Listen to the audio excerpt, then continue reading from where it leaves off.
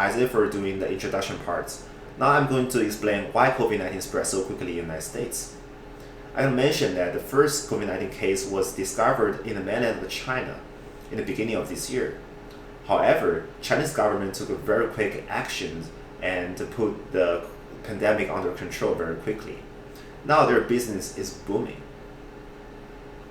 They use some approaches such as locking down the major cities and target the possible infected people and hospitalize them immediately. On total contrast, millions of people nowadays in the United States are suffering from this pandemic. They lost their jobs, lives. Why is that the case? So I have listed a couple points on these slides. They didn't cover all the cases, but I think they're illustrated enough to explain. First one is protesting. If you still remember George Floyd's death, 100,000 people running into the streets protesting for the police brutality. And most of them didn't put the masks on.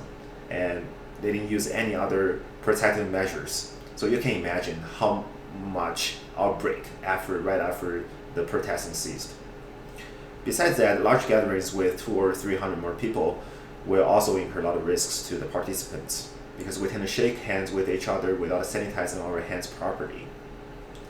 Also, people fail to follow and ignore the WHO's self-quarantine guidelines. A lot of people, instead of staying home quietly, they just want to hang out with friends and keep attending the events as usual. And before the breakouts, the hospitals, the doctors and nurses in the hospitals didn't have access to testing kits due to the manufacturing factories shut down. So a lot of patients might miss the optimal time for treatment.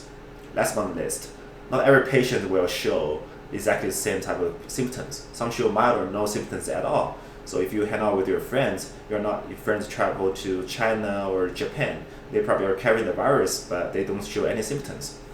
You might be affected by these people if you have close contact with them. So you must take actual precaution when you meet your friends from travel back from other countries. That's how I actually to introduce about what the specific objectives were expected to accomplish in these projects.